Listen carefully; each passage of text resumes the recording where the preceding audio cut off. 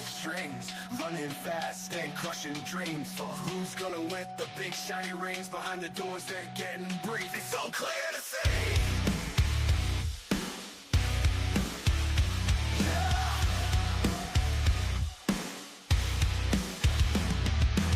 Everything might seem so bright, but you can't be under the lights without being behind the scenes. There's another game being played. It ain't always what it seems. Judges watching up from the thrones. Who's the next king who throw the stones? If you swear on the Bible, then let's settle this on the court. We'll add up the scores and see the reality they distort. Nice try, the ball don't lie. People think it's a fair game, and they actually believe this. Show us what you got. Take the ball and shoot your shot. Give it a try. It's swish or miss. The ball don't lie. When you look at the numbers, something seems off. When you learn to geometry, you can laugh and scoff. Nice try. The ball don't lie. Heroes rise, but really they fall. Because there are big shots making the call. Trophies shine, but it's all for a die. In the game of the all-seeing eye, the ball don't lie. Ball don't lie. The truth is hidden in the stats. What are the odds of that? They cheer and cry for every move, but who's really in control of the groove? Betting odds control the game. Fans believing it's just plain. Truth is hidden in plain sight. There's more going on under the lights. When you look at the numbers, something seems off. When you learn to geometry, you can laugh and scoff. Nice try, the ball don't lie. Heroes rise, but really they fall. Because there are big shots making the call. Trophies shine, but it's all for a die. In the game of the all-seeing eye, the ball don't lie. Ball don't lie. Sports are rigged, they say. The games they play every day, so obvious and it's getting dumber. The truth hides in the numbers. They cheer, they cry for every move, but who's in control of the groove? Puppet strings, yeah they're tight. Swish or miss all through the night. Crowds roll loud in the stands. Cheer for all the hidden hands behind the great display. It's like actors in a play. Contracts read like old scripts. Money talks, makes big flips. Victory so like false gold. Repeated stories retold unfold. When you look at the numbers, something seems off. When you learn a geometry, you laugh and scoff. Nice try, the ball don't lie. Heroes rise, but really they fall. Because there are big shots making the call. Trophies shine, but it's all for a die. In the game of the all-seeing eye, the ball don't lie. Puppet strings, pull them tight. Every move in plain sight. Games are played behind screens. Nothing's really as it seems. Ball don't lie.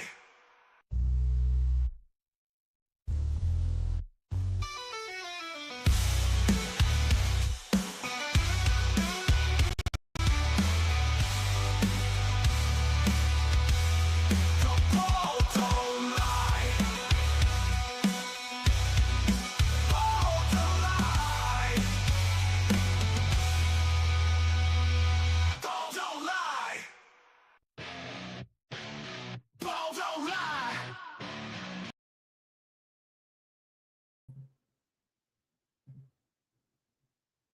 Welcome back, ballers. Mic check 212. Sean, can you hear me? What's up, man? I can hear you. Can you hear me? I can hear you loud and clear. Hello, Coffee Girl. Always great to see you. Hey, Coffee Girl. Did you get to hear that sound as well? I reached out to you in the sound check. Okay, you heard that. Cool. Yeah, it doesn't work when I just play it play that intro through the YouTube video itself, but thought it would give a few folks a couple minutes to jump in. Looks like we got 4 joining us to start, but always good to see you, Sean. How you doing? I'm doing good, man. It's great to see you too. Good. Yeah. Hopefully the new job's been going well. I've been watching your videos, and it sounds like it's been a really good life move for you as well. Yeah, time bringing the Zoom by so fast because in 2 days it'll already be the end of the 3rd week since I started there. Holy smokes! I feel like I was just talking to you yesterday about your interview and all that. No, I know it felt like a few days ago when I just started, and now I'm like, what the heck? It's already like the end of my 3rd week. So yeah, time just goes by so fast. It's crazy. Good for you, man. Thank you, Carlos, for the shout out. For those that are on the Patreon or our winnable page, I only had 1 pick for today, but it was a winner. Didn't get a chance to take a look at it, but it was that code I was texting you, Sean, about the Cubbies today. Oh, yeah. Yeah, today's the 111th year anniversary of when the Cubs play their very first game ever in Wrigley. So, in one way, you could say that today is the Cubs' birthday, right? But Los Angeles CA equals 113. There was a lot that I shared with that, but thank you, Carlos, for the love. I appreciate that. You guys can find, if you guys want to join that community, the links are in the description as well for both our Winnable and our Patreon page, where you can find that information before game time. But yeah, Sean, without further ado, let's maybe kick this bad boy off. What I would like to do is, I don't know if I showed you these slides, but I'm pretty sure I showed you at least a picture of it. So let me share my screen here. And if you can just tell me, so I'm going to go full presentation mode. So when that happens, I'm not going to be able to see you or myself, but I'm going to be able to see the content. So just if you can just tell me you can see it, that would be great. Okay.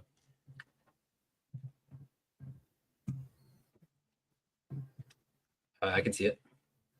Okay, awesome. So before we dive into today's presentation called Love in Spades, I just want to share this with you, Sean, going back to the heart and the earth themes that we've been talking about, tying back to Kendrick Lamar's Not Like Us with the Super Bowl, as well as Matthew McConaughey, right? So right after, in the music video, right after Kendrick Lamar says, "I am reincarnated," that was a whole other thing, right?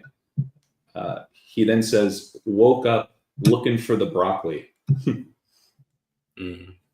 So I'm assuming it has to do with weed, either that or money, right? Yeah. But I thought that was interesting, just because broccoli is in the shape of a tree. You know what I mean? Yeah, that's good. That's really good. Yeah, it's just another little cherry you can put on the cake that we've been building, going back to the Super Bowl. Yeah, and like now that you bring it up, like broccoli is super interesting. Like the way that it's literally like a little miniature tree.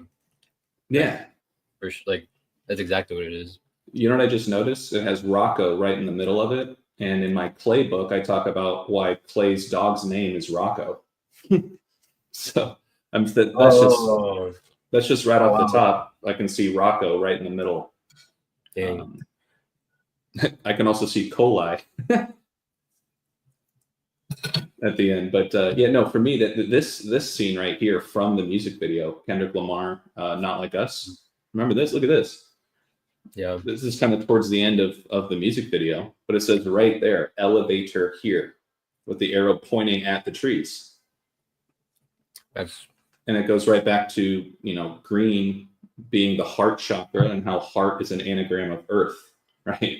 Kind of going back to, what I was talking about with Rambo yesterday about elevating and or de-elevating within the chakras, right? In the different dimensions. So I just thought I would open it there. I just thought that was really interesting that they have this big sign here that says essentially elevate here. And it's an arrow pointing to the tree. Yeah. So did anything catch your attention yesterday with it being Earth Day? Not much, actually. I didn't get a ton of time yesterday to code. I was working on this presentation, obviously getting ready with the weekly show with Rambo. But was there anything that stood out to you? I couldn't really think of anything.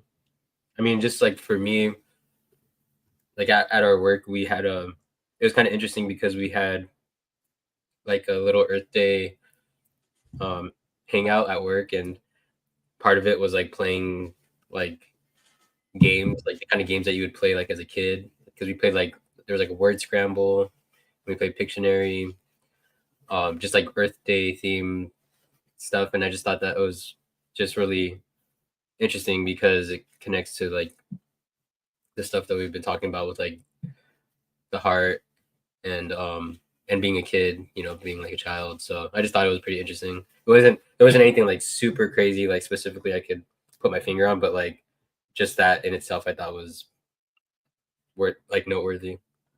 Yeah, you know, now that we're talking about it, Earth Day was yesterday, right? Mm-hmm. So that means it was the 112th day of the year. So Okay. that's just interesting to me because whenever I think of 112, besides Jesuits, right? The Jesuits operate in 112 countries. They're a merger of the Jewish and the Catholic faiths. Catholicism and Judaism both equal 112. But so does mathematics, right? Mathematics equals 112. 1 plus 1 equals 2. Mm-hmm. So I don't know. That's just my own little spin on maybe why Earth Day is on the 112th day of the year.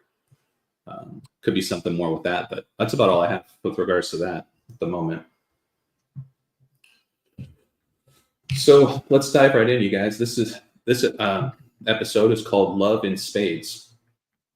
And I got quite a presentation for you today, Sean. I got many slides, but a lot of them are just kind of layers on top of the existing slides. So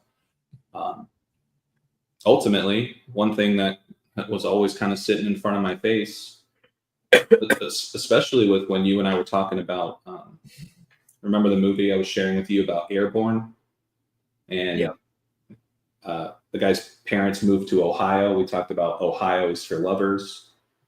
And his parents go on a trip to Australia, which is the land down under.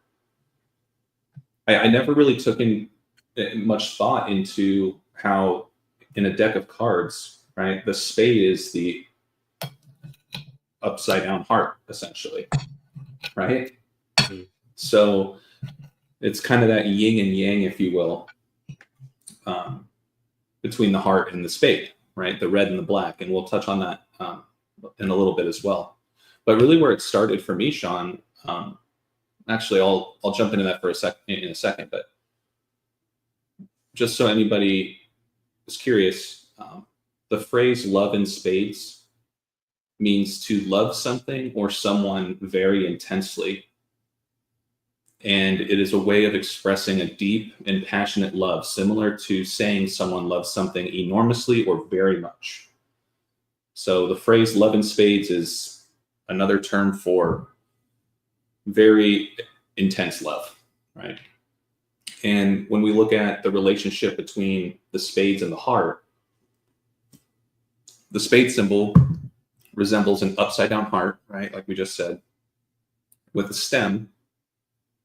And it's thought to represent air or intellect. So I thought that was just kind of interesting because one of my first videos was called Love is in the Air.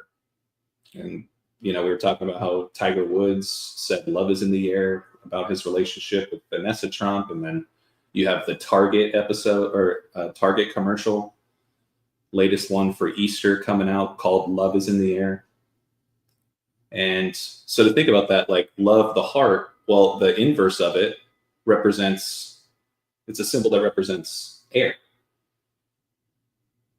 So I thought that was like, meaning the heart and the spade, in a sense, encapsulates love is in the air, right? It also represents intellect, while the heart symbol obviously represents love and the element of water. So it's just, there's a couple different layers to it, not only the shapes of these symbols.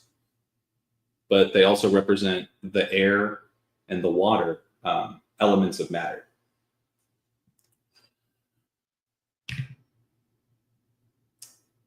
So this is really where it started for me. You might remember this, Sean. We were talking about this. This was on one of, I think it was the second episode we had with Rambo, where we were talking about this story of the twin brother holding his twin brother after he got stabbed in the heart, right? We were talking about how that twin brother in the story on the left, I was focused on the twin brother's named Hunter, but it goes all the way back to Cooper Flagg, who did, by the way, just declare for the NBA draft. Shocker there. But Cooper Flagg, believe it or not, he has a twin brother as well, and his name is Ace. So Ace just kind of started sitting in my brain for a little bit, you know? And that's ultimately where I started thinking more about the Ace of Spades.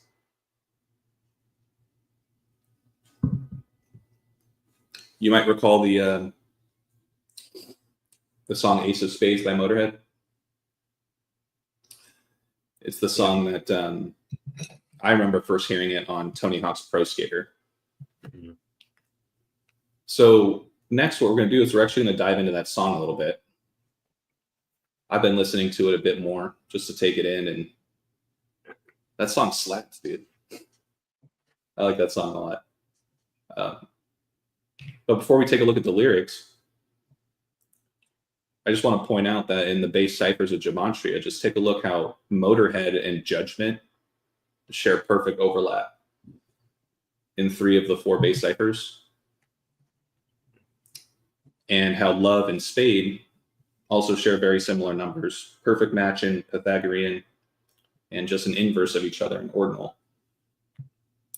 But it just started making me think more about, you know, the black and white, the red and black, the upside down heart and the right side up heart.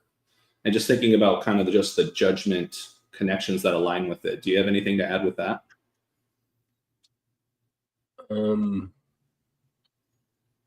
Not too much, but one thing that came to my head was how it's interesting that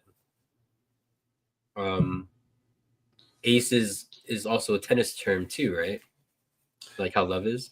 It is, yeah. Wow, I did not think about that. Good point. We've talked about tennis and love, and how love means 0-0, or it means like if the score was 3 to love, from my understanding, it essentially means 3-0. Right. But yeah, and then an ace, from my understanding, is when the player serves the ball and the one receiving it can't keep it in play, it's an ace, right? Mm-hmm. Wow, I did not think about that. But diving into the lyrics here, I just want to point out some things that stood out to me. We're just going to go from top to bottom really quick. If you like to gamble, I tell you I'm your man. Win some, lose some, it's all the same to me. And the pleasure is to play. Makes no difference what you say. I don't share your greed. The only card I need is the Ace of Spades. So really why that stands out to me is just interesting because it kind of opens saying that he loves to gamble. And, you know, in the world of gambling, show me the person that has won every single one of their bets. It doesn't exist. But how he said it's all the same to me, like win or lose. The ultimate pleasure is to play. And I mean, I can attest to that. I don't gamble all the time, but I would consider myself a gambler, and it's because there is a rush that kind of goes with it, you know. But it is a dangerous game to play because not everybody can kind of emotionally detach themselves from the money they're betting because they're expecting, you know, to win it back. But when you don't, it's very difficult for people to accept sometimes. But really, it was this last line here. I don't share your greed. I just thought that was really interesting. It's almost like this guy likes to gamble, but he doesn't have the same greed, let's say, as most people do when it comes to gambling. It's almost like, someone told me a long time ago, when it comes to gambling, you should essentially already accept that you've lost that money. Don't expect it to come back to you, right? And when you do that, you can have a much more, just a better experience gambling, enjoying that kind of adrenaline that comes with that. I'm not here to promote or support gambling. I'm just kind of sharing my insight about what I'm taking away from this. But the next line here, he says, playing for the high one, dancing with the devil, going with the flow, it's all a game to me.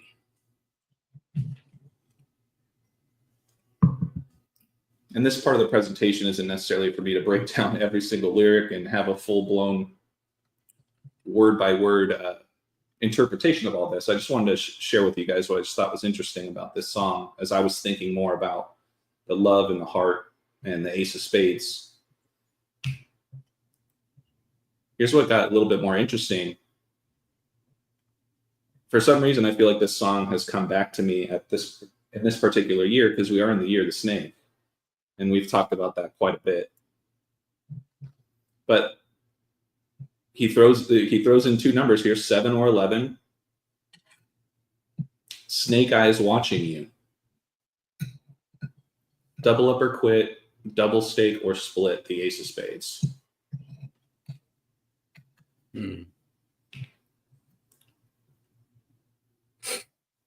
Now here what you'll notice, look, towards the end of the song, he says, I'm born to lose, and gambling's for fools. So you got that fool word that we've been seeing over and over again keep popping up as I look deeper into different things. But he says, that's the way I like it, baby. I don't want to live forever. And don't forget the Joker. Right? We've talked a lot about the Joker. Don't forget about Val Kilmer dying on April Fool's Day this year. Mr. Batman. But he says, pushing up the ante, I know you got to see me. Read 'em and weep. The dead man's hand again. So that concludes it for this Motorhead piece. But that last line there I highlighted, look at that. The dead man's hand, right? Did my camera is my camera blanked out? Let me I gotta escape my full screen here. No, I can see you. You're good. Really? Yeah. For me, it's like blacked out. It's weird. I'm gonna leave the studio real quick and then sign back on. Okay, no problem. Okay. Let me just catch up with some of the comments here. Hi, Kimberly. Good to see you.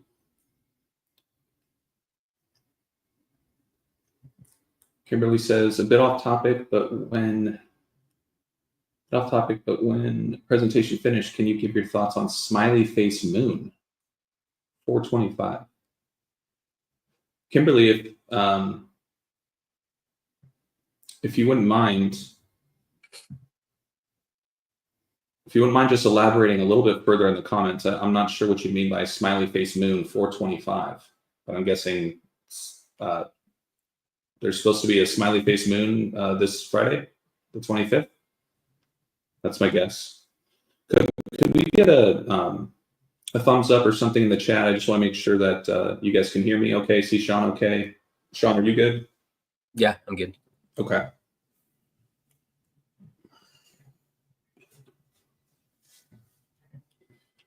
And also, please make sure to hit that like and subscribe button for both myself and for Sean. We do this for you guys, but I get just as much enjoyment out of engaging with folks in the chat and talking to you, Sean. It's always a blessing. Coffee Girl gave us the thumbs up, so we'll jump right back in. So this last line I highlighted, right, was the dead man's hand again. And I've heard that phrase before, but I never knew exactly what it meant. Do you know what dead man's hand is when it comes to cards or poker? Mm-mm. So I think you'll find this pretty interesting. So I didn't either. Actually, I've heard the phrase, but I didn't know exactly what it was until I did a little more research. And just to read this off, in poker, the dead man's hand refers to a two-pair hand consisting of black aces and black eights. And this phrase or this term originated with someone by the name of Wild Bill Hickok, who was reportedly holding this hand when he was shot and killed while playing poker. While the exact cards Hickok held are debated, the two pair of black aces and black eights has become the iconic representation of the dead man's hand. So, for one, if you notice on the left there, I just thought it was interesting that dead man's hand, simplest cipher, equals 88. And it's half of the pair that equals this dead man's hand, right? Yeah. And then also applying gematria, right? In poker, A can either be equivalent to 1 or to 11. Yeah, that's really interesting. And it's interesting too also how like 8 times 11 is 88 as well. Oh wow, yeah. Yeah. Simple math right there. Yeah, that's a really good observation though.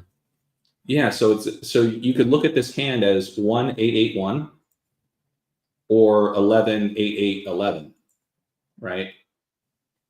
So if you add it up just as ones, you have 8 plus 8, 16, plus 1 plus 1, 18. Kind of takes us back to 6 plus 6 plus 6 equals 18. But I went the other way with it. If they were both 11s, you add that up, it equals 38. That's as you know, that's a big, big death number. Right? Yeah. So I just thought that was very interesting to add in line with the lyrics from Motorhead's Ace of Spades. There's one other song I want to point out here. There's another famous song called Ace of Spades by a blues and soul singer named Obi Wright. And the lyrics sound eerily similar to Motorhead's Ace of Spades. Part of it, he sings, "Listen to me, baby, you just can't win. Places you trying to go, I already been. I've been there."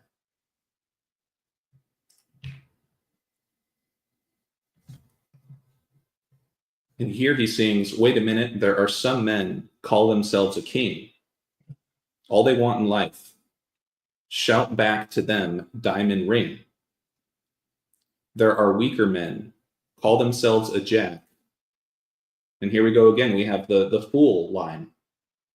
"Goddamn fools fall in love. They never make it back." So there's something with this fool's thing too, right? Fool's gold, right? Tying back into my book, Fool's Gold, about the Denver Nuggets, and it ties right into the Joker, right? And it kind of makes me think of the comedian David Spade too, because he's like a Joker, Yeah, and I was looking into him a little bit more. I don't have any slides to share with him today, but one thing I did think was interesting was he was in a movie called Dickie Roberts' Former Child Star. So it's kind of right there. You've been all over the serious, the Dog Star stuff, but you and I have also talked a lot about how the Star also kind of ties in with child themes, right? Remember the ride along that Matthew McConaughey did with Snoop Dogg, when he had stars all over his jumpsuit, and then they went to Carl's Jr., which logo is the star, right? So that's just one thing I'll add about David Spade, him being in that movie. But he was also in Grown Ups. Did you ever see those movies? Yeah, I love Grown Ups. Yeah, I liked them too. Of course, he's playing alongside Adam Sandler, and we're not going to go down that hole, but him in Grown Ups, he's kind of like they're all children at heart, but he's kind of the most adolescent, if you will, right, of the group. I love when he was like, I think in the first movie, he said something like, "All right, guys, I took everyone's first shot for you. Now you take the next one," or something. But anyways, I just wanted to add this in there too. I just thought it was interesting that some of the lines in this song very eerily mirror Ace of Spades from Motorhead. This one, though, has a lot more numbers involved. And maybe you can add to this or anything else that you can chime in with. I'd really appreciate it. I haven't gotten the time to really dissect this, but check this out. Part of the song, he reads, "From the 9 to the 10, you just can't win. From the 8 to the 4, baby, you're just too slow. From the 2 to the 3, you can't beat me. I'm the ace of spades, baby. You can't beat me." So I just thought it was interesting. I mean, there's many ways we can interpret this, but kind of specific numbers, if you ask me. 9 to the 10, 8 to the 4, and then 2 to the 3. I mean, that could be more related to poker, but there could be a big poker theme here as to why he's saying these numbers. But I just thought that was interesting too. That when he's, a song called Ace of Spades, a whole verse really just touches on numbers. So there's definitely got to be more to that.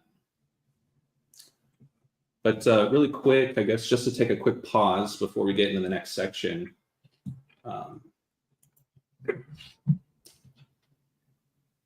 Just want to circle back with Kimberly. So Colin says the crescent moon with 2 stars nearby will make a smiley face for a short time. Oh, okay.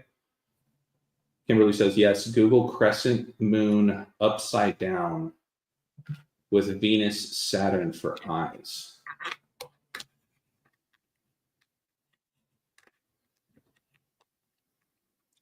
It will look like a smiley face in the sky. But let's do that really quick. Hold on. Okay, so I'm going to Google crescent moon upside down.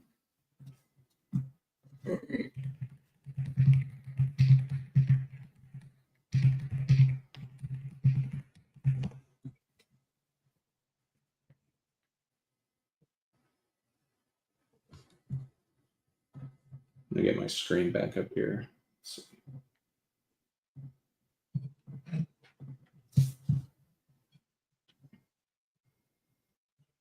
So I was not aware of this. I'm sure some people watching were not aware of this either, but this is what Kimberly had asked for us to touch on. On Friday, April 25th, a rare alignment will create a smiley face in the morning sky. The crescent moon will form a smile, while Venus and Saturn will appear as the eyes. Wow. This alignment is visible from the eastern horizon about 30 minutes before sunrise. Sean, were you aware of this? Yeah, I did hear about it. I didn't get too much time to look into too much, but yeah, like now that she brings it up, it does sound familiar. Yeah, I would definitely Kimberly, morning star, you know who. Well, what I will say is that the Bible does refer to both Jesus and Lucifer as the morning star. So I think, that there's a lot to be said about that. But that kind of goes back to the yin and yang themes. But yeah, Sean, I mean, especially when it points out while Venus and Saturn will appear as the eyes. I mean, you've been talking about Venus for quite some time. So, and I got my book, Matt on the Moon. I would just make note of that and take a further look into that. Smiley face in the sky makes me think of a Happy Meal. Yeah, or maybe something related to the Joker, or maybe something serious related. Yeah, you know, Yeah. it's got to be serious related. Mhm. But yeah, let's see. Oh, the movie Smile. That's right. Oh, nice addition, Kimberly. The movie Smile. I never saw that. I saw a trailer for it. I saw a billboard. It was really creepy. It was actually when I was in California when I met up with you and Joey. Mm. I don't think that's a coincidence that movie. I don't know if there's one or two. I thought there were multiple, but yeah, that's very interesting. That a movie called Smile, a creepy movie, if that, um, for that to come out, and then now on Friday we're having a smiley face in the morning sky. So 30 minutes before sunrise. Do you have any idea what that roughly would be, Sean? You have a much better idea of kind of I'm not. Yeah, that I'm not. stuff. Yeah, I'm not too sure actually. I mean, it's going to be different based off of where you live, but yeah, Kimberly, thank you for throwing this in here in the chat. I think that's really interesting. I know Sean does as well, and we'll definitely talk a little bit more offline about that because that's some good stuff. Let's see here.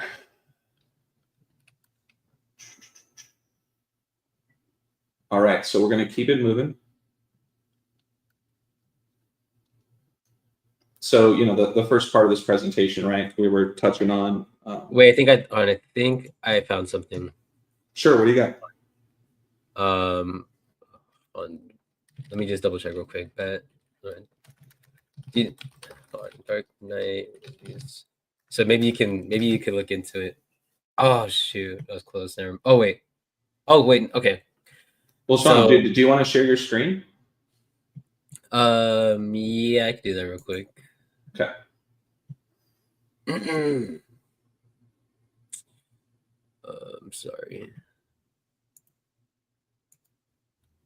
All right, so I just brought up the Joker, right? So because of the smiley face, why so serious, right? Yeah. I'll just Joker, Batman. Yeah, so the smile, right, Joker? Yeah. All right. And so the Joker's not in Dark Knight Rises though, right?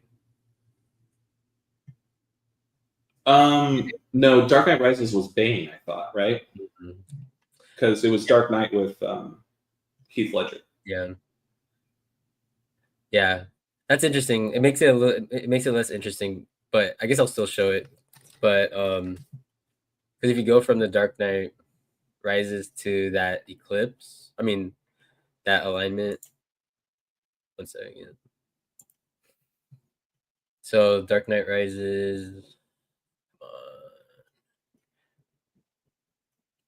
My computer's been slow lately. So if you go from Dark Knight Rises 7, we have to wait because it's gonna restart. Yeah.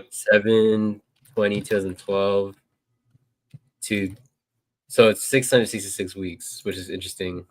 But like I said, but like I said, it's the Joker's not in that one. But I mean, I'm no Batman expert, but dude, how do you blow my mind like this every time? Within minutes, you pull up just like, wow. Well, see, look, and like we wouldn't be talking about this without Kimberly. Shout out Kimberly again. Thank you for bringing this up. Yeah. Now we have Sean, who is very well versed when it comes to Venus, the dog star, and obviously making these types of connections. That's what that would take me a long time to make that connection. We might as well check this since we're here. here. Let's do this. Let's look at this.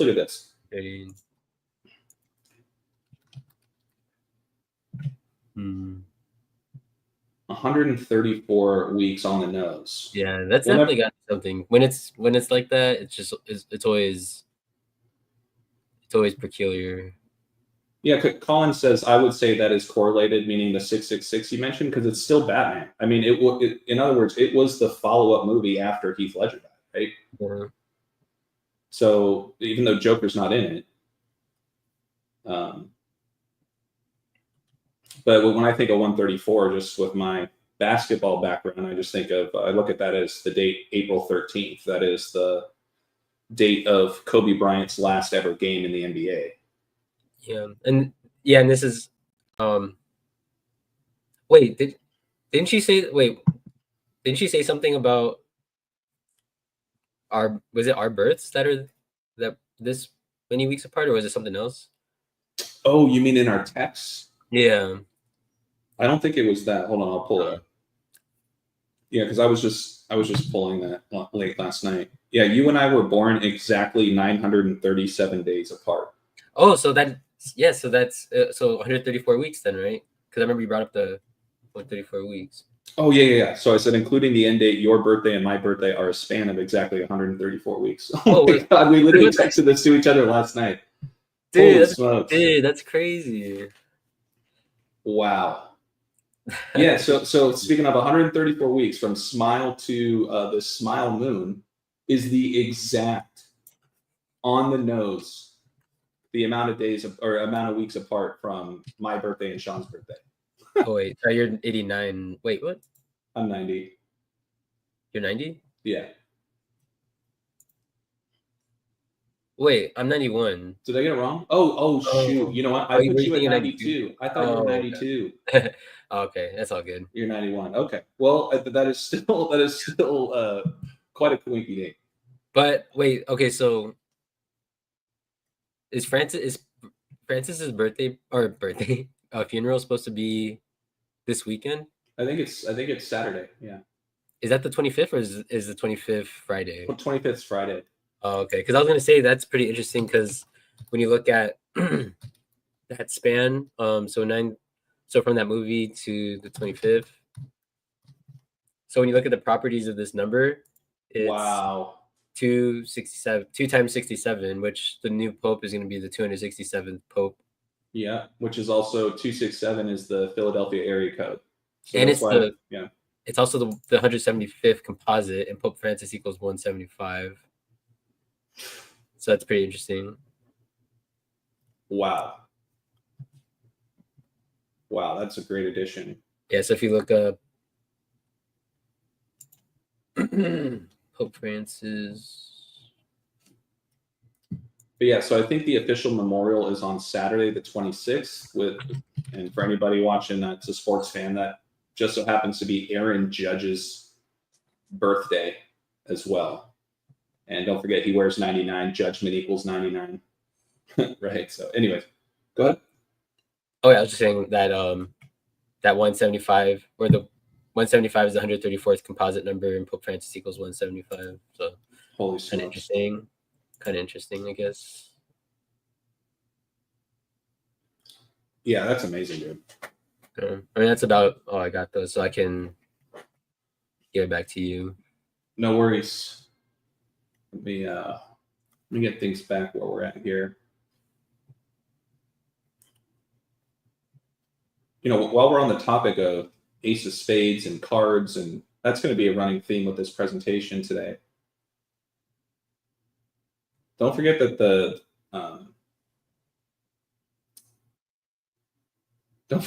Pope died on the Queen's birthday.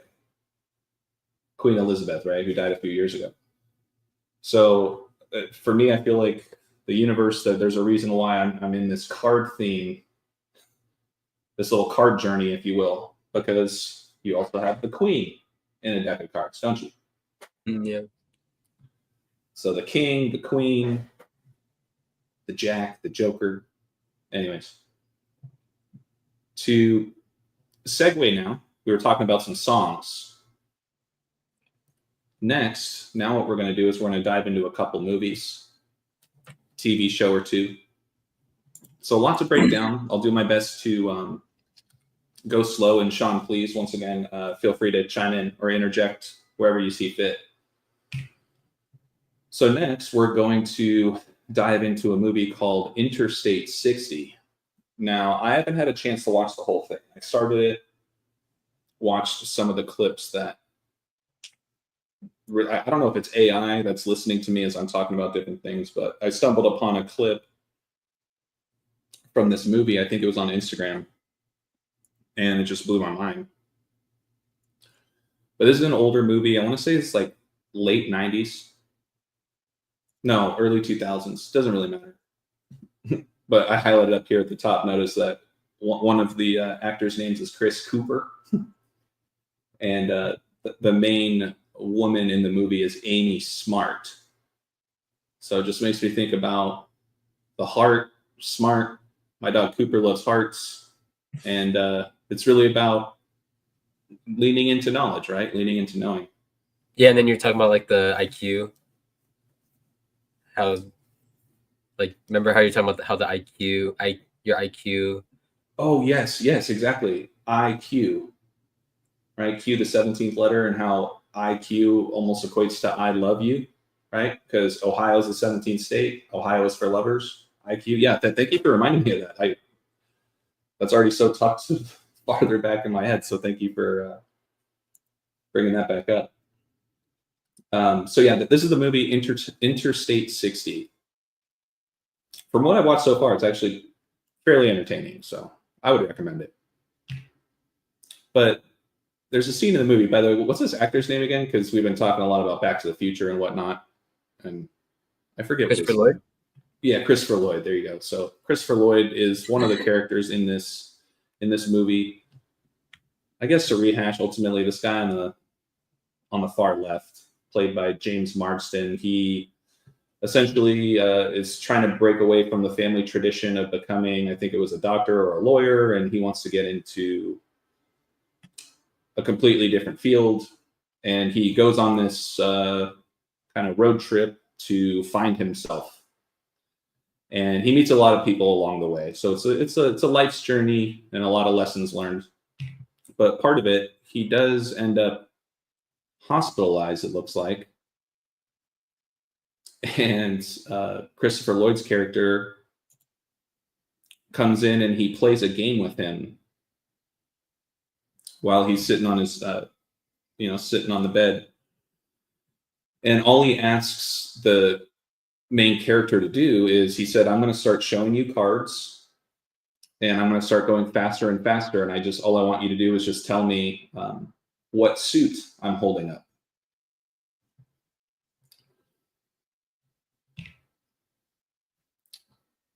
And to kind of hit the punchline before the opener, Neil Oliver, that's the main character's name. He goes on to find out that his deck of cards had black hearts and red spades. So they go through the exercise, and then Neil Oliver's character, or the character Neil Oliver says, so did I win? And he says, no, you did not.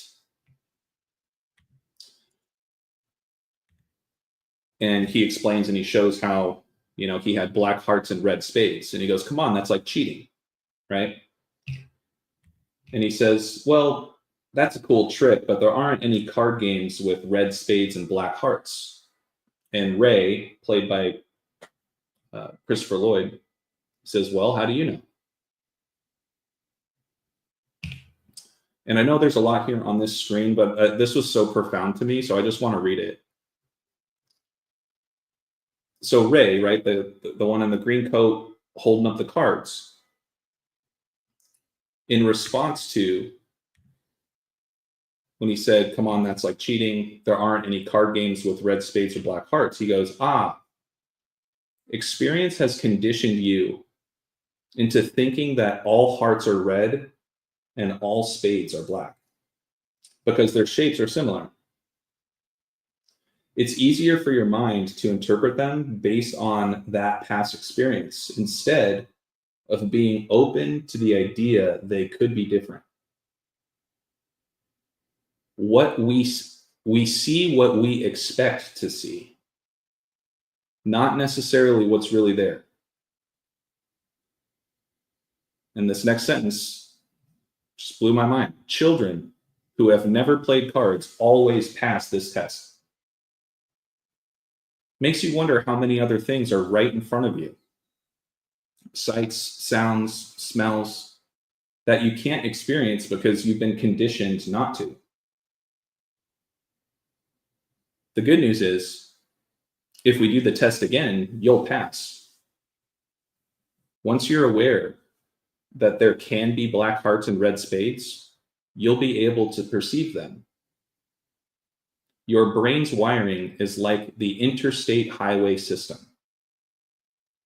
It's easier to go from one well-traveled place to another, but the places in between, off the highway, even though they're there, most people zip right past them. And then that was the end part where he says, well, that's a cool trick, but there aren't any card games with red spades and black hearts. And Ray says, well, how do you know?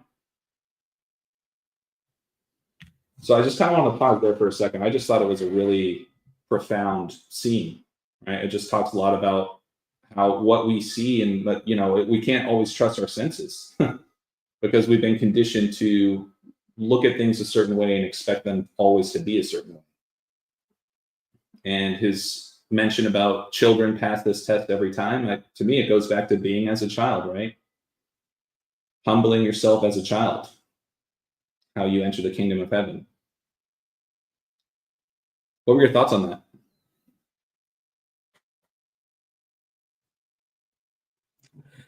Yeah, no, I agree. I agree with all that.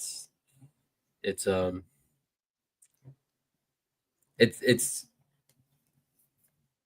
cool because it's like if you were to play the game for the first time, you probably would probably do better than after you've conditioned your mind to, like you're already expecting,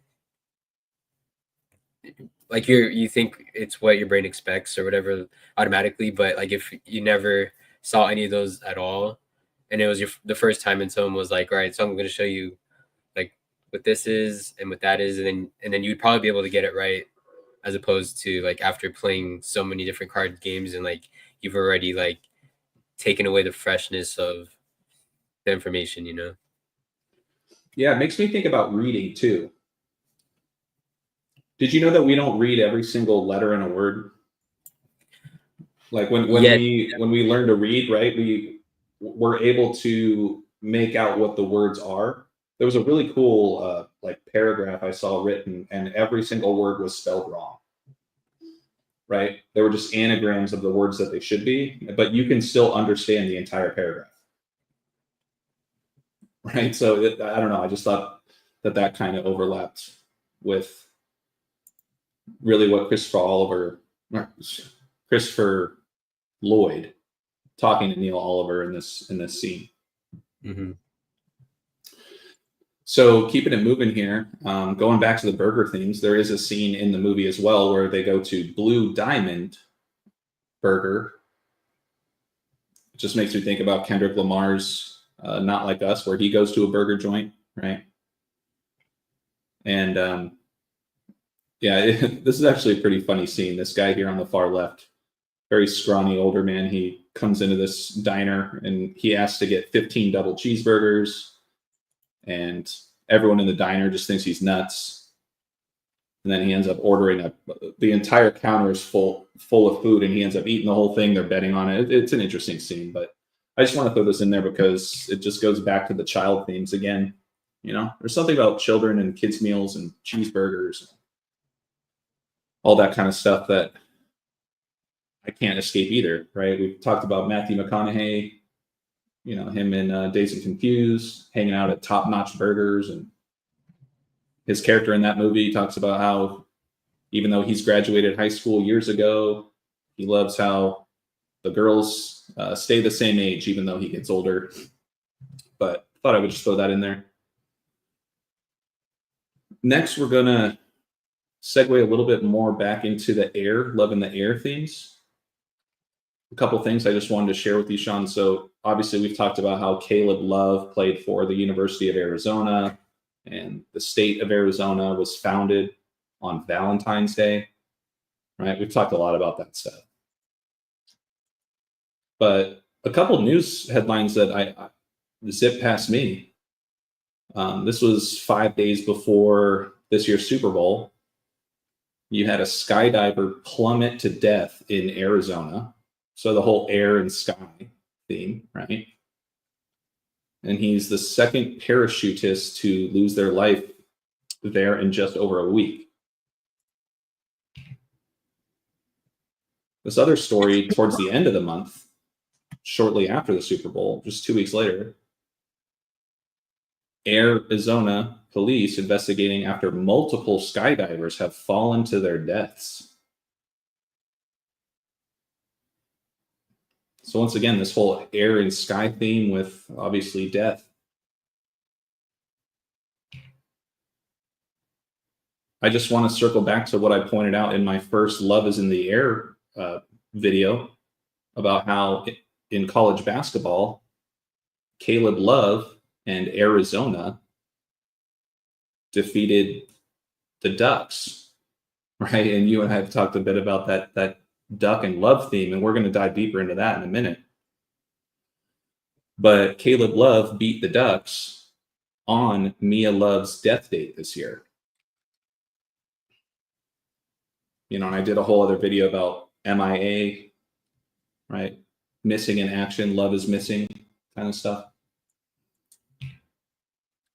This was just kind of a snippet from what I shared in that love connection with the Ducks. I pointed out the song Return of the Quack. It tied into the Return of the Mac stuff we talked about as well. But it made me, I just had to dive a little bit deeper into like, what is it about this Duck and Love connection that I'm seeing so much? And just wanted to share kind of what I was able to find with some screenshots. The symbolism of a duck heart typically represents love, obviously, fidelity, and commitment, particularly when seen in the context of a pair of ducks arranged in a heart shape. And what I thought was really interesting is that in East Asian cultures, Mandarin ducks are powerful symbols of love and marital bliss. Their colorful plumage and the belief that they mate for life have made them a symbol of a devoted and enduring relationship.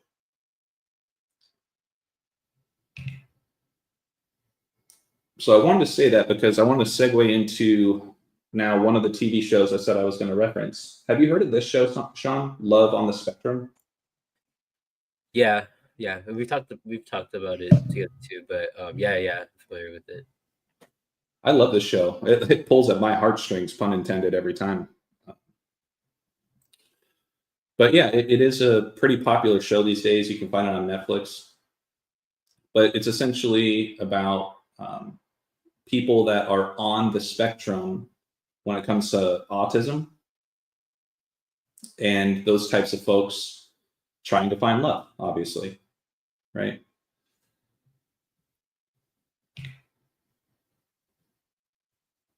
So this came out several years ago. So meaning this show's been around for a little bit. They have many different versions of it.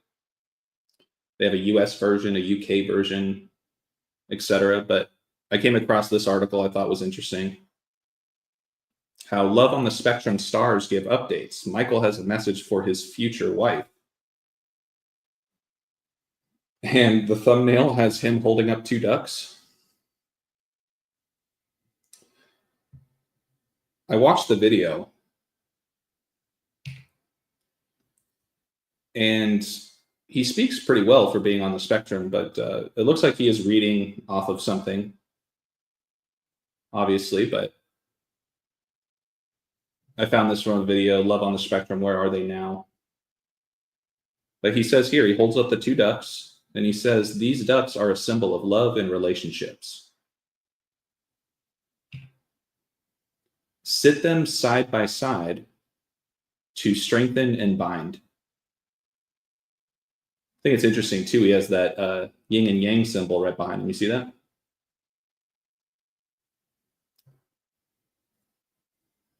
Thought that was kind of interesting. And he says, and love is sure to come your way.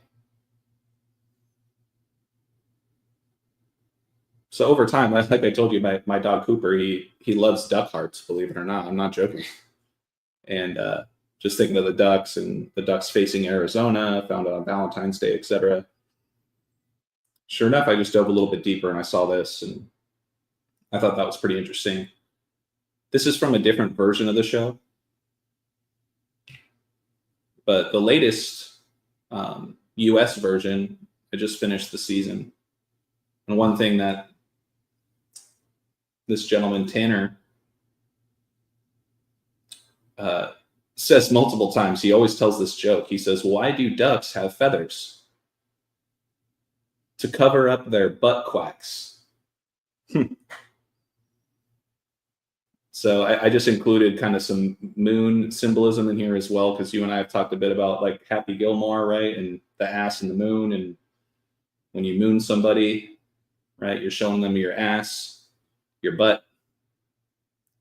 So let me just pause there for a quick second. Can you hear me okay? Yeah, I can hear you. Cool. I need to take a quick, like 1 minute break. That's cool. I will be right back. Sound good? Yep, sounds good.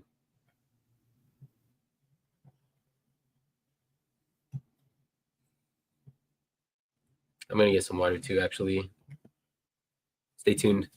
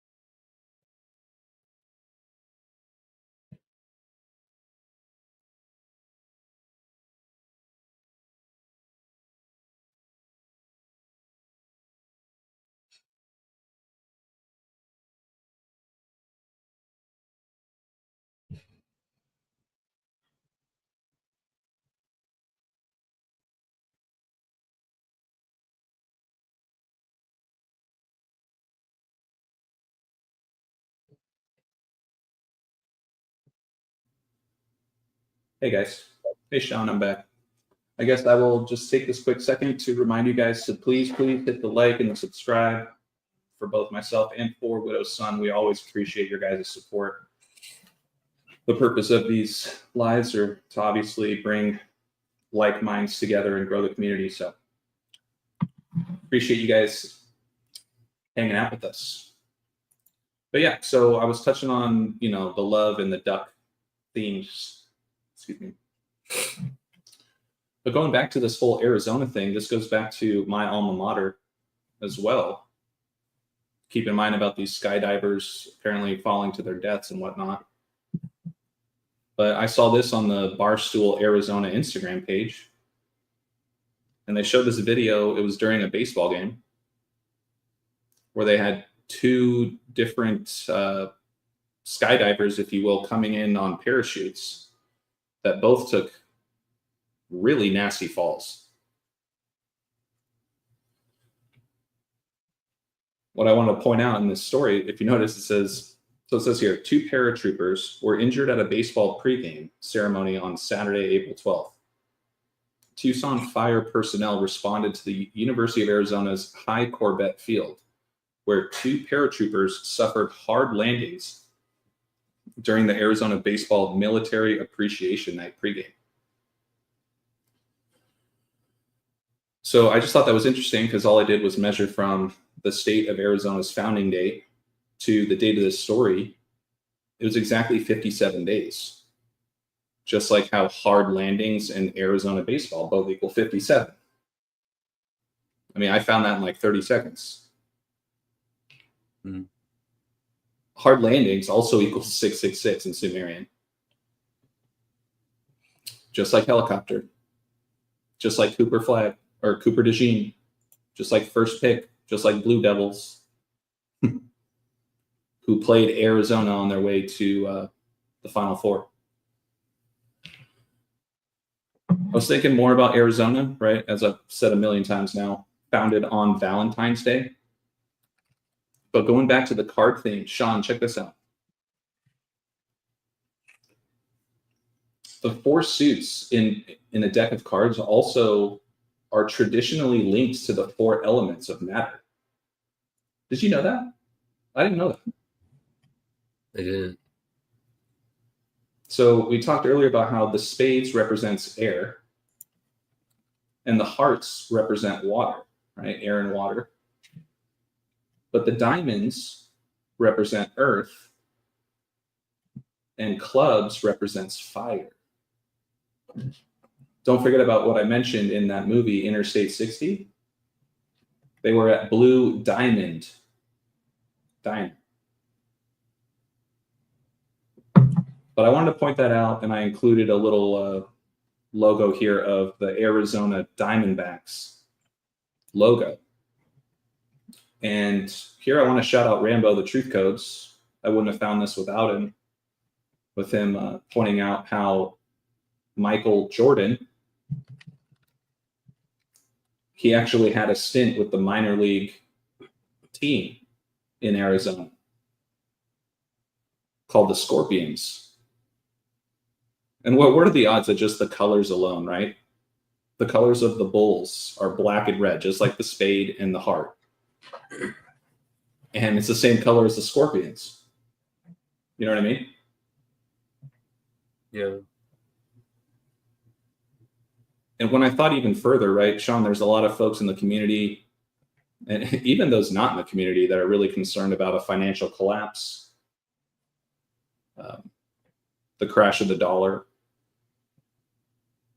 My only 2 cents on that is that the dollar is worth a lot less than what they're telling us already. So just be prepared for what they have planned next. But I say that because if any of you guys understand business or finance, Sean, I mean, this has to be a part of your day-to-day with what you do, right? When you think about from a financial perspective, the term black and red, they refer to profit and loss in business. So when a business is in the black, it means that they're profitable. And when a business is in the red, it means that they're losing money, right? They're bleeding out. They're bleeding. Is there anything you wanted to kind of share when it comes to that aspect of it? I don't know if you've ever thought about just the color black and red, and now with what we've been talking about with the spade and the heart, and they have the same colors, you know? Yeah, I can't really think of much to add, but yeah, that is pretty interesting. I don't. It's not something actually that I touch on in with my job, because I'm not really on the profit and loss side of it. So I'm not. Oh, this is new. This is actually new to me. So. Oh, okay. Yeah. Well, you know, the only 2 cents I will add to this is just, besides a lot of people being very concerned about just the financial climate of the U.S. and elsewhere, but don't forget about who just won the college basketball tournament. The head coach of Florida, his name is Todd Golden, right? Donald Trump's been talking about a golden era, or a golden age, I think it was. Auburn, right? We've talked about Auburn, them in the Final Four losing, but AU represents gold, burning in gold. It goes back to that. What was the name of the magazine cover? The Economist, right? With the phoenix burning, standing on top of the burning dollar bills, and then we have the burning flags in United Center this year. We have Cooper flag, etc. There was the last thing I'll say is that so Donald Trump is the second ever split term president, meaning president to not serve back-to-back terms. The first one was Grover Cleveland, and per the history that I've been researching, when Grover Cleveland returned, the economy went into the toilet. Oh, shoot. So yeah, it's not a good sign. Yeah, it's not a good sign. I mean, I'm not trying to project doom and gloom on anybody, but as we know and as they tell us, history does repeat itself. So just buckle up, stay strong, stay smart when it comes to your financials. Yeah, it's weird because it's all right. It's at this point, things still haven't really been that great. Like with like the inflation and gas and stuff, and like I remember like like the people on the right were talking. They were complaining every day about it, and now they're not complaining at all. Have you noticed that? I try to stay as much removed from just all that kind of banter, you know? Yeah. For me, it's just so funny. Like, you know, all the people that are on the right, they were so set and convinced that elections are rigged and last election was stolen from Trump, yada, yada. The system is rigged. The system is flawed. And then 4 years later, they just go right back to the same system, thinking that. Yeah, that's a good point. It just, and that's not the first time, right? It's kind of like every 4 years that people always feel that way. And yet they think that just going, right? What's the definition of insanity? Doing the same thing over and over again, expecting a different result. I mean, that's essentially what they're doing. Yeah. But anyways, yeah, I don't want to get too off topic, but the black and red connections and just that color symbolism, how it relates to finances. And once again, tying this back in, don't forget, you guys, we had the Delta flight 4819 that flipped upside down this year. No casualties. It happened on Michael Jordan's 62nd birthday. And keep this in mind with the color themes and the card themes. So next we're going to talk a little bit more about cards. This whole thing has been mainly about cards, right? Sean, sorry for thinking you were born in 92.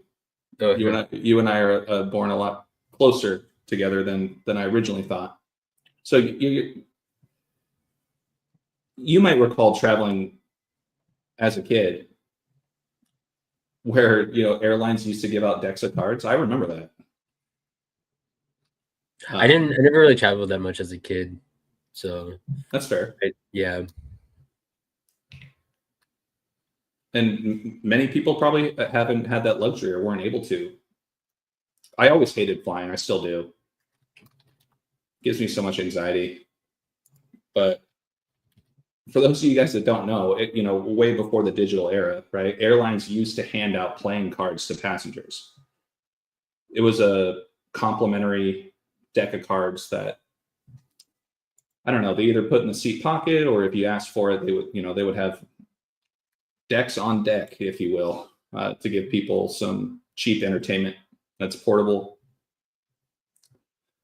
So I just think that's interesting, right? Because the deck of cards, we talked about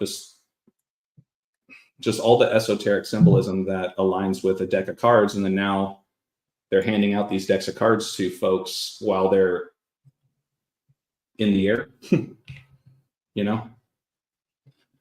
So I just wanted to touch on a quick little history with that. I think there are some airlines that still offer complimentary decks of cards, but it's not really their bread and butter anymore, obviously. I don't know how many people these days would rather play a couple card games rather than watch a movie or play on their iPad or whatever. But I just wanted to point out that there is a relationship between the deck of cards and airlines. And once again, obviously, we are in the year of plane crashes, aren't we? So that said, we're now going to segue into a handful of examples to show you guys just how interconnected this world or this plane that we live on, whatever it is. And they're just showing us over and over again in these movies. all of these thumbnails you see on the screen, I mean, these are all older movies, but you'll see how amazingly connected they all are. So the first one, we're going to talk about Air Bud, right? I'm assuming you saw Air Bud. Come on. Yeah. Oh, yes. So don't forget about Michael Jordan. His nickname is Air Jordan. The upside down plane crash happened in front of Air Canada. So the thumbnails they show us, right? My presentation on that was talking about Vince Carter, whose birthday is the same day that Kobe Bryant died in a helicopter crash. And his nickname is Air Canada, right? So this air theme in basketball. If you notice there towards, so a couple things. If you measure from the anniversary of the release date of this movie to Michael Jordan's birthday, it's that infamous 201, right? And in the capitals added cipher or Francis Bacon, airplane crashes equals 201. But just take a look at the cover of Air Bud. So Air Bud has K9 on the front and the back of his jersey. But just notice on the cover right there, it shows you 9/11 when you know that K is the 11th letter. Arguably the biggest plane crash story.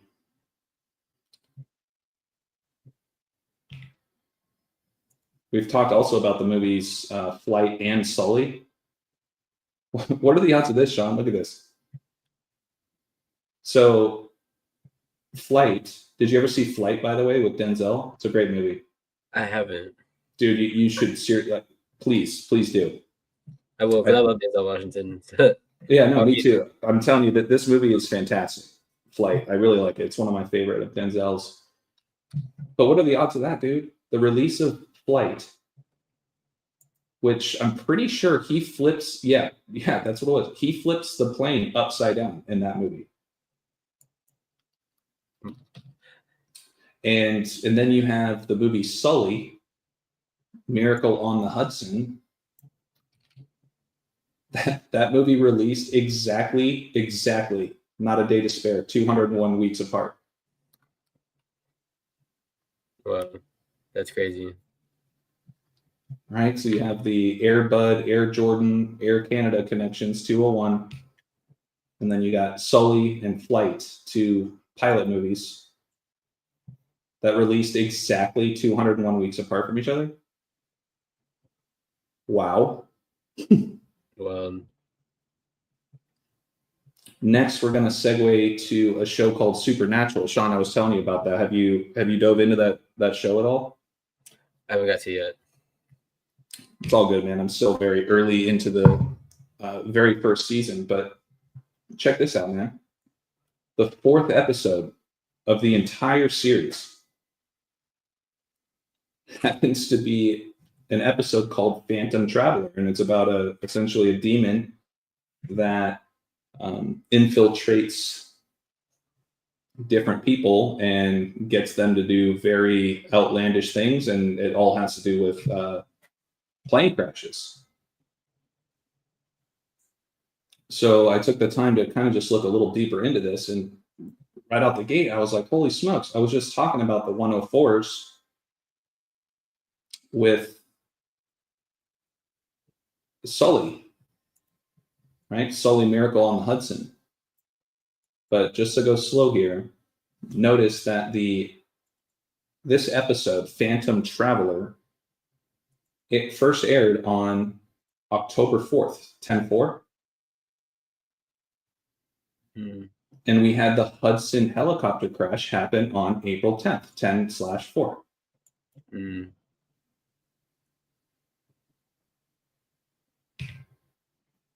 And I pointed out in another video how Sully, Miracle on the Hudson equals 104.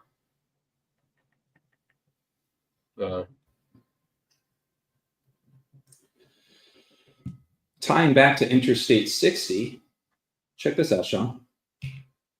Tying Interstate 60 to Phantom Traveler. Look at that, dude. Phantom Traveler first aired on October 4th, 3 years after the release date of Interstate 60. They released the exact same date. And just think about I got it. Wow. And think about Traveler, right? So, in Yeah. Interstate 60, he's driving, but then in Phantom Traveler, it's flight. So there's a big mobility travel theme. Yeah. Which is controlled by Mercury, right? Doesn't Mercury control transportation? Yeah.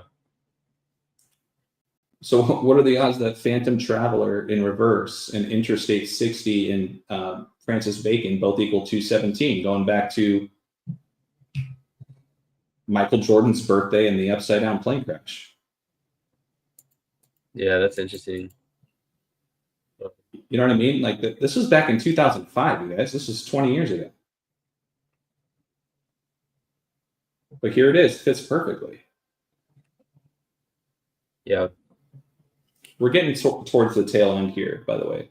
Yeah, just to add on to that too, because you know how connected Michael Jordan is to Sirius.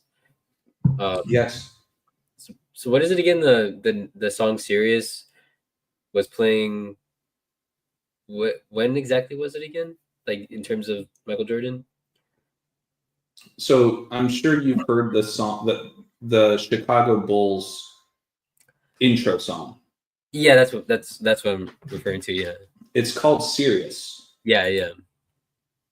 And not serious like why so serious. It's spelled Sirius like the dog star. Yeah. And don't forget, right? Air Bud, the dog. Yeah.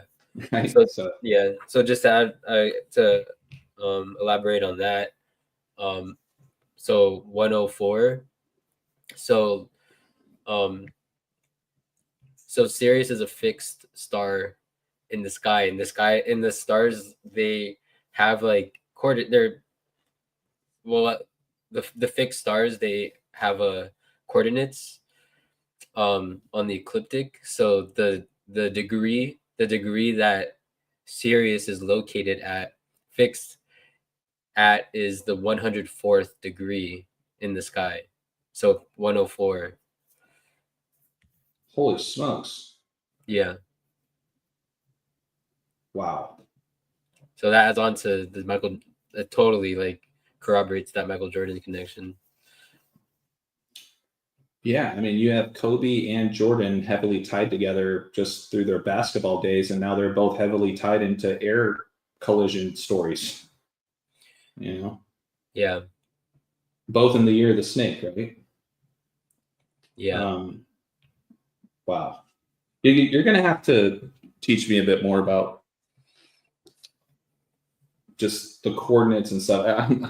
I'm a very slow learner when it comes to the zodiacs and astrology and all that kind of stuff. But that's why I lean heavily into people like you and Cody to get me more up to speed with that. Yeah, I'm still pretty limited in my knowledge of it too. But like, there's just some like the really important ones like that I remember. So, yeah, the 104 always stands out to me because of Sirius for that reason. So, yeah, I think that just really corroborates all that, because everything with Michael Jordan and his birthday being on 217, and then the 104s, how the Bulls theme song is Sirius. Like, I think that's perfect. Yeah, for sure. And I was just talking about Kobe. So how does Phantom Traveler even tie in with Kobe now that we already touched on how it ties in with Jordan? Look at this dude.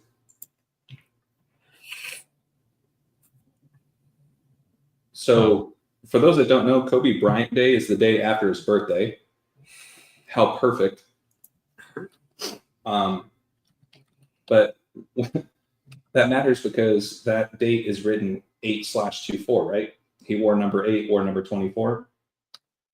Well, when you take the date October 4th, 10/4, 104, and you measure it to the date of the very first crash story that happened this year back on January 29th, it's a span of 248 days. So August 24th can be written 824, but it can also be written like it is in the majority of the world, 24/8, right? So this Phantom Traveler episode, the 4th episode I watched, that's funny, the number associated with death, right? When Kobe dropped to number 4 in all-time scoring the night before he died. Episode 4 of this entire series is Phantom Traveler. So, yeah, I guess to really wrap this up, you guys, I got 2 more slides. What are the odds that October 4th, 2005, the release date of this episode, Phantom Traveler, look at this, Sean. You measure that date of that episode to the date of Michael Jordan's 62nd birthday this year with the upside down plane crash. It's exactly 1,011 weeks. Wow. On the nose. Not a day to spare. That matters, obviously, because September 11th is the date leaving 111 days remaining in the year.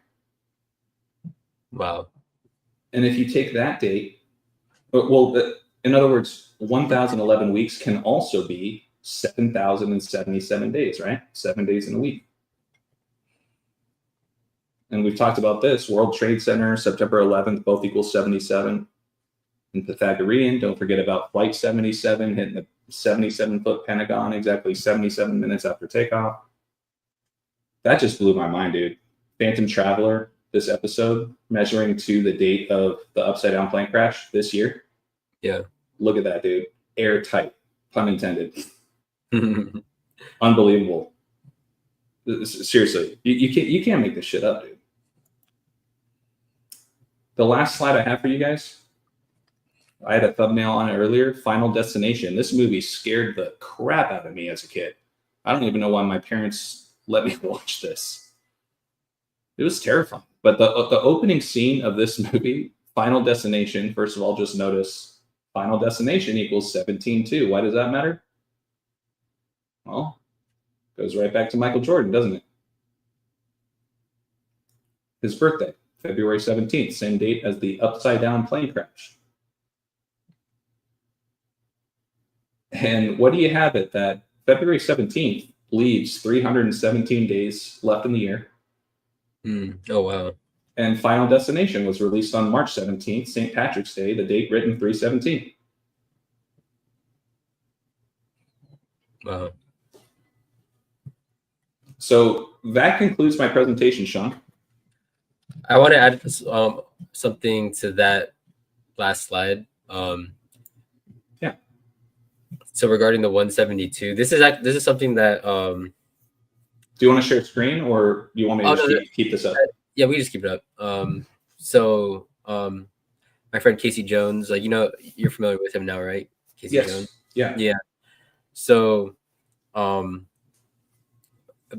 after we were talking about the 172s, like maybe a month ago by now, maybe a few weeks ago or something, but yeah, so he reminded me, and this totally goes along with what we're talking about right now. But so are you familiar with, like, like our birthdays those are Earth birthdays, right? But you know how, like, the time, like, so there's also like Mars years, and then like Mercury years and Venus years. Like, you're familiar with that concept, right? Just based on how long a year is on those planets. No, I'm really not that familiar with that. So you know how, like, a year on Earth is 365 days. Mm-hmm.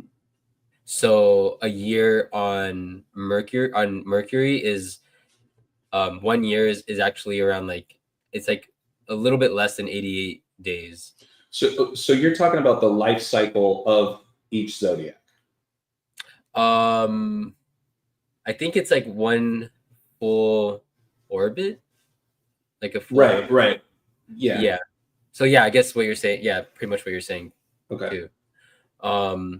So on Mercury, 1 year it's 87.969 days. So it's like a little bit less than 88 days is 1 year on Mercury.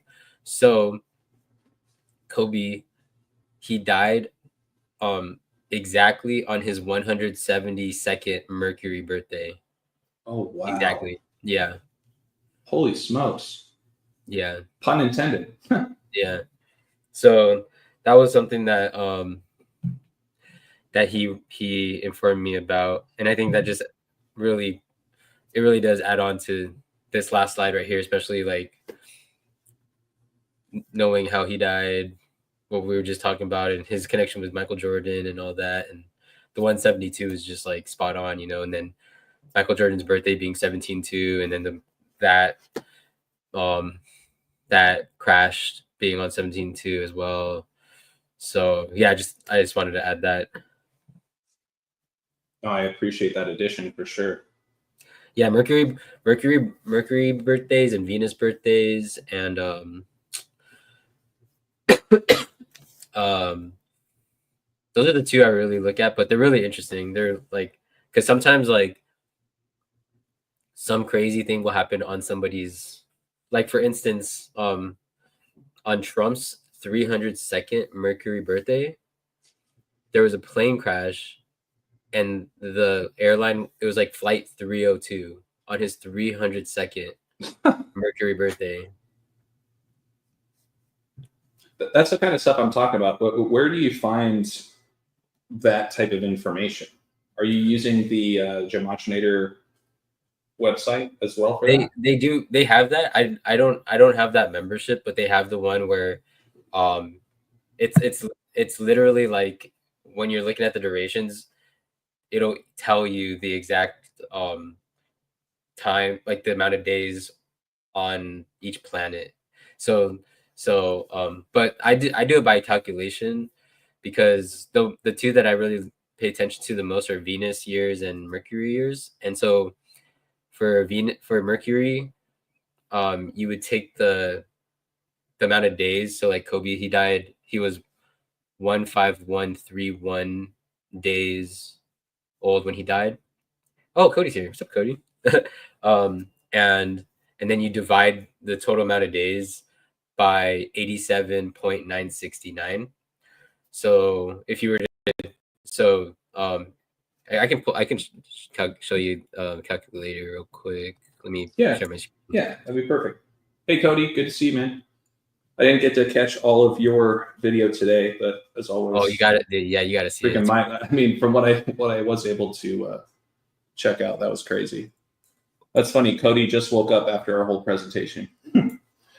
So yeah, Cody, you'll just have to scroll the bar back. And...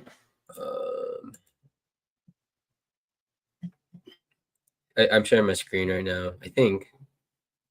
Yeah. All right. So if you look at the day Kobe died, so his birthday to his death. Oops. Ah, come on. So 15131 days, right? So you're gonna take 15131 divided by 87.969. So that's like the amount of days, like, so it's a little bit less than 88 days. And then it's 172. So it's this 172. Yeah. So you usually want to, so sometimes it might still, so like in order to make sure it's accurate, you kind of have to do like the next day, like so you would do like 15132 divided by 87.969. So you'll, or the day before, sorry, 15130 divided by 87.969. So yeah, you'll see that that's like right at the cusp. You know what I mean? Yeah, for sure. Cody also just said Jesus equals 15131. Oh, it's, yeah, I know what so it's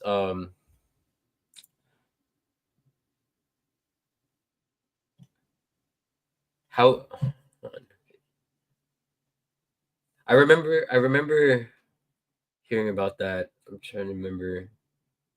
I think it's because Oh, okay. Because it's when you reduce the letters. So like J is the 10th letter. So J, so 1 minus 0 is 1, right? And then Mhm. E is the 5th letter, so 5.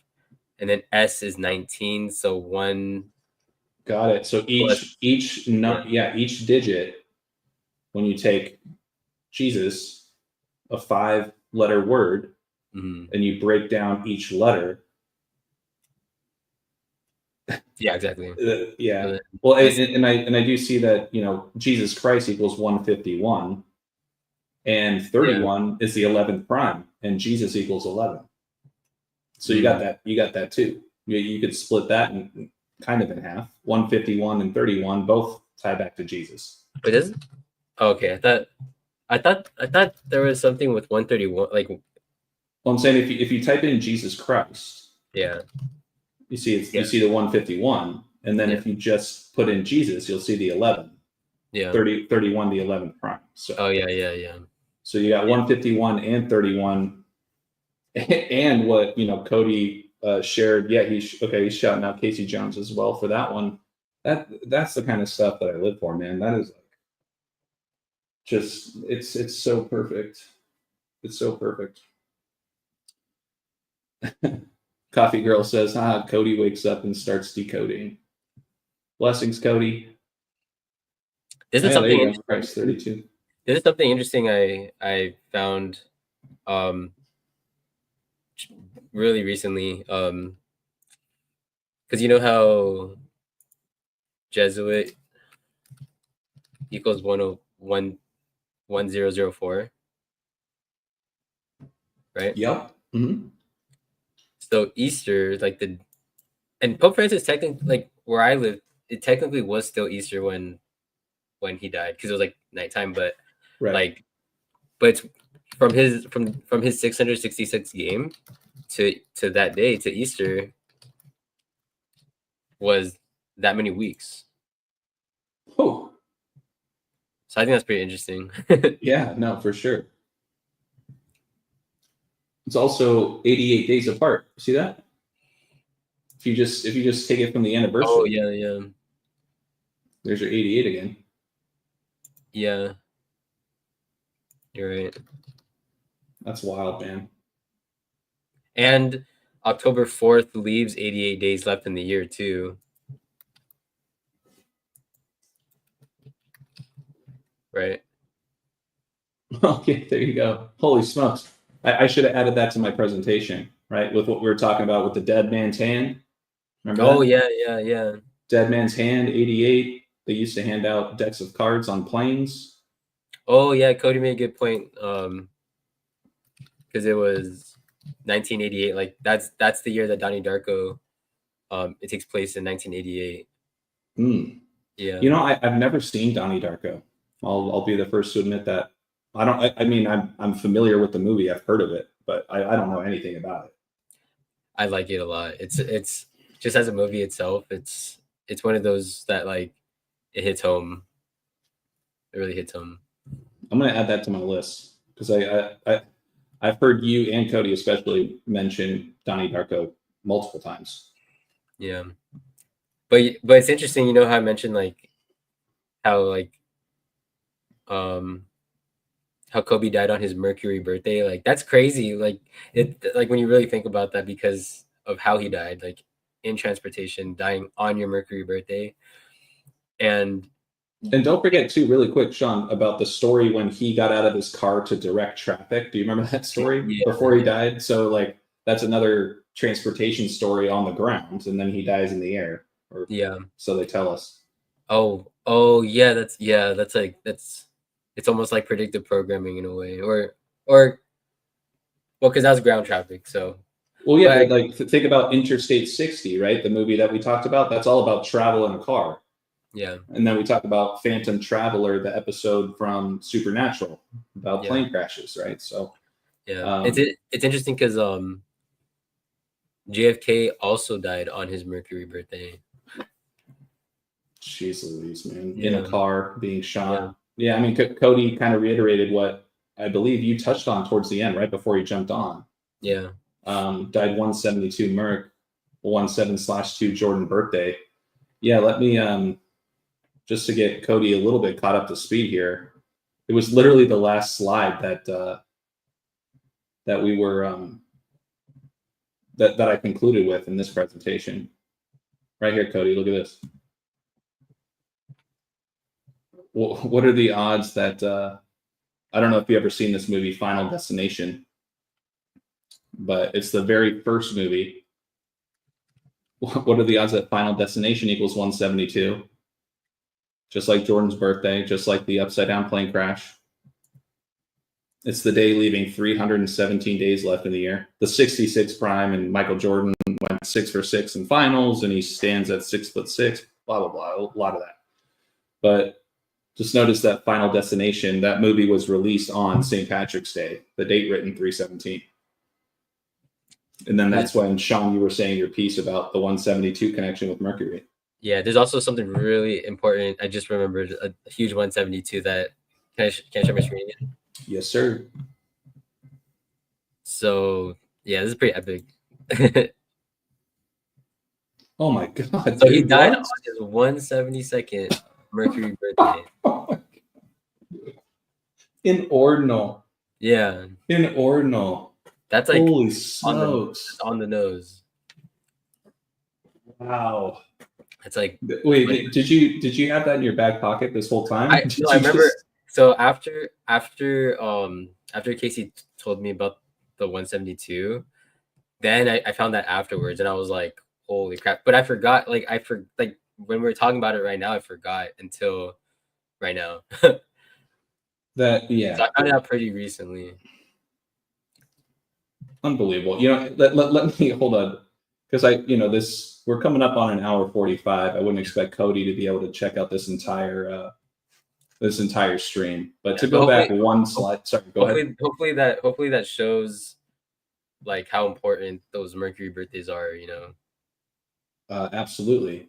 Yeah. Especially with Mercury being the symbol of transportation, right? Yeah. But yeah, Cody, just to go back one other slide. Look at this, man. So we were talking about the 172s with Final Destination and how it ties in with Michael Jordan, his birthday. What are the odds? So we were talking about this show, Phantom Traveler from Supernatural. It came out on 10/4, just like the Hudson crash on 10/4, etc. We tied it in with Kobe. But it came out October 4th, 2005. Look at this. From the release date of that episode, October 4th, 2005, to Michael Jordan's birthday this year, the upside down plane crash, exactly on the nose, not one day to spare, 1,011 weeks. September 11th, probably the biggest air crash story the world's ever seen, takes place on the date leaving 111 days left in the year in New York, the 11th state, etc. But it can also be considered 7,077 days, where World Trade Center and September 11th both equal 77. So, oh yeah, Cody, I just started watching Supernatural, and the 4th episode in, we're in the year of plane crashes, and I was just like, oh my God, man, holy smokes. So yeah, I might have to pick your brain on that. It's a great show. Believe it or not, one of the main characters, his name is Sam, like my wife's name, and the other main character is Dean, kind of like Cooper DeJean. Right? So I don't know, man. The wordplay and stuff that's just going on in my research lately is mind blowing. But yeah, I don't want this to go much longer, more than necessary. It is getting late. It's funny is that I'm about to crash soon, pun intended. Mm-hmm. And Cody's just waking up. So it just goes to show kind of where we're at in different parts of the world doing our thing. But I guess I'll just close by saying thank you so much, Sean. Seriously, I have so much fun just collabing with you alone and picking your brain on things that I put together to share with folks. And I just want to thank everybody in the chat, everybody that's been watching, supporting, hitting the like and the share. It really, really goes a long way, you guys. So it always means a lot. Cody, thank you for shouting me out in your live earlier today as well. but it's forever appreciated. So I'll hand things off to you, Sean. Was there anything else you wanted to chat about in closing? No, nothing in particular. I am interested about this smiley moon. Cody, did you hear about this smiley moon happening on Friday? I'm sure you have. He was the one I heard it from initially. So. Oh, okay, yeah. So he's probably all over it. Yeah. He's actually been doing. He's been doing a lot of work on like smile symbolism actually with Lady Gaga and stuff. And some of his videos, he's found some like really interesting connections. So. You know what? Lady Gaga has that song "Poker Face." Oh yeah. Oh, it's interesting because it like that ties into like what you shared today with the cards and. Well, exactly. That was the main reason why it was called Love in Spades, right? Talks a lot about why they used to give out decks of playing cards to passengers on planes back in the day before the digital age. Mm-hmm. So, but yeah, I'm really looking forward to the next one, Sean. You know, this story just keeps on going. And I'm having a really good time just branching out into this YouTube space. I really appreciate the support from you, Cody, Casey Jones, Dirk. The list goes on. Oh, there you go. Oh yeah, and the fact that and also the fact that it was in Vegas. Yeah. Wow. Yeah, this whole playing card thing. I feel like my research is growing in that it's been on a love theme, it's been on a burning flag theme. There's a currency theme, clearly, the red and the black themes when it comes to finance. Yeah, and Mercury is also the god of financial gain. Wow. Okay. Yeah, Mercury has a lot of attributes, like many different. Like there's transportation, and then also trade. So that's why the tariff stuff is so big right now. He's a god of trade and financial gain. There's a lot of different. Like I think he's the one with like the most characteristics. I believe. That's good to know. Yeah, I gotta catch up on some of Cody's stuff with WrestleMania. I did actually turn it on in the background just a little bit as I was working on some other stuff. It's so ridiculous. No, but that's why I love. It's just amazing how they packed that whole damn football arena. Like, it blows my mind. Do you think most people are watching it just because they find it entertaining, or do you think most people actually think it's real? I don't know. No, I don't. I don't know. I think like that's what's so interesting about wrestling is that I think people like know that they know it's not real, but they still are really captivated by it. They're like still like emotionally triggered by the storyline and like because right now John Cena is he became like a bad guy and like some of my family members they're into wrestling and they know it's fake but they're still like oh like I hate John Cena right now like genuinely like so it's still it's just it's so crazy how it can accomplish that. Yeah, no kidding. I think about a YouTube video back in the day. It was like some guy in like a high school gym, and like there was a wrestler that came to speak, and then he's like in the back, like, it's still real to me. Yeah. But yeah, I mean, that's my thought on it. Like, we know that the masses are fast asleep when it comes to a lot of things, and granted, there's a lot of things that you and I both, and Cody and everybody in the community, right? It's the beginning of my presentation was we're conditioned to expect to see or take in certain things. Yeah. But unless you humble yourself as a child, right, you're not going to be able to see those things. But yeah. Cody says it's an art and storyline thing. It's an art and storyline thing. It's no different than watching a movie, I guess. Yeah, I agree with that. Yeah, completely. Yeah, so I'm going to give the crowd the benefit of the doubt and assume that, I don't know what percent, but there's a decent chunk that they know it's not legitimate, but they do enjoy the show. Right? Yeah, that's a perfect way to put it, because that's actually like, that's kind of what makes me still interested in politics too, because like to me, I feel like I'm watching like a huge Netflix show, and it's like but it's like it's like an interactive show, which is fun. It's like I know it's a show, but it's like it's still like fun to interact and be intrigued by it, and I kind of like take a side without really taking a side. Like, you know, like when you're watching like when people would watch Twilight and they'd be like Team Jacob or Team Edward or something, and it's like so it's like you're still like taking a like, at least from our perspective, you can take a side that you would choose if it was real, but you know, like it's it's like it's just kind of fun to participate. Like, Well, like I said, when I was watching it, I was entertained. yeah, I was entertained. I was laughing at just how ridiculous it is, but it was entertaining. I kind of kept looking up at the screen, just being like, look at this. Because when I watch, because if I like when I watch, like if I watch like CNN or like Fox or anything like that, like I really feel like I'm watching. I feel like I'm not just watching a Netflix show, but I feel like I'm like in it, which is kind of fun. It's just like an interactive, just like an interact like a. I don't even know if there's a term for it, but I guess it's like if you're at like a dinner theater or something, and then they like they get people to participate in it, and you're like part of it, but you're watching a show, and it's kind of like that, I guess. Interactive theater. I don't know. Yeah, for sure. No, I agree with that. I'll close with this. I thought this was interesting. So Cody says John Cena born on the day with Jack of Clubs. I don't know entirely what that means. This definitely.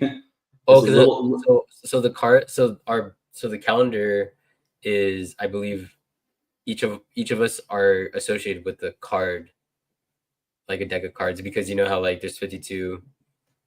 So I think that's what it means. I don't even know what card mine is, but I'll leave it with this, man. That like the only other thing I can add to that at the moment is don't forget about what you and I talked about how the 4 suits in the card deck represent the 4 elements of matter, right? Going back to this slide.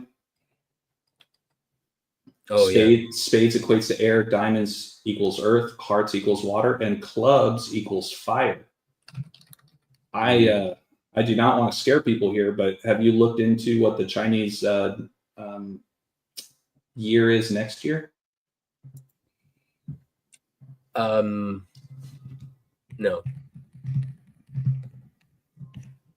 So I'm gonna leave it with this. Shoot, where is it?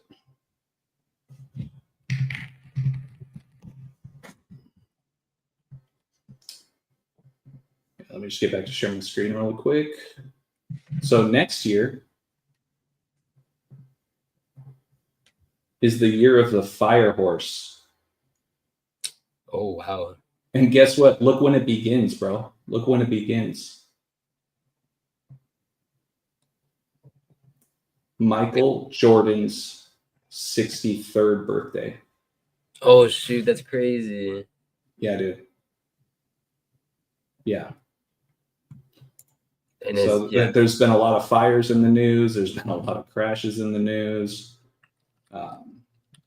What are the odds that next year is the year of the fire horse? And John Cena, right, connected to the clubs, which relates to the element of fire. And it just so happens to begin on Michael Jordan's birthday next year. Horse is my year too, Cody. Yeah, you and I are both 90s babies. AJ, you are the 8 of diamonds. Huh. Interesting, because what I'm learning now in my research, diamonds represents Earth.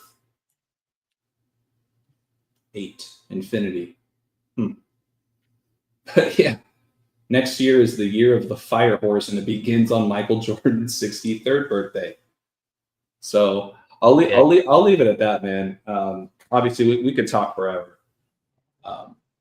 And this certainly won't be the last. I've been talking with Cody. I've been talking with you too, Sean, about trying to get you guys on with Rambo. One of these coming weeks. There's always more and more to talk about, but as you know, we're trying to keep those types of sessions shorter than this. Yeah, we should. That'd be cool to do, and like we should just dedicate the whole episode just to series. Like I'm that'd be sick. totally down. I think as long as I just tell Rambo, hey, here's going to be the theme. He always has things to share about anything, but if I tell him, hey, we would like to focus on this topic, he's all for it. So we are going to make that happen. Once again, make sure to hit the like and the subscribe and the share where you see fit on the way out. Thank you guys so much for tuning in. Thank you, Cody, for jumping in. Make sure to check out the presentation if you can, because Sean and I covered a lot of ground tonight. We covered movies, songs, TV shows, all tying back into just the theme of love and spades and upside down and yin and yang, etc. Cody says, serious is the topic that I want. Yeah, So, exactly. Yeah, exactly. So yeah, let's make it happen. Let's make it happen. Coffee Girl, you're the best. Thank you so much for tuning in as always. Really, really appreciate the love and the support. Yeah. And I'll close it out there. Sean, you got anything else? Coffee Girl. I appreciate you too, Coffee Girl. Yeah, we appreciate you, Cody. Everybody else that's been tuning in, chiming in the chat. This is amazing. So thank you guys again. We'll close it out now. Everybody have a great night. And in Cody's case, good morning, brother. Have a good night. Have a good night, everybody.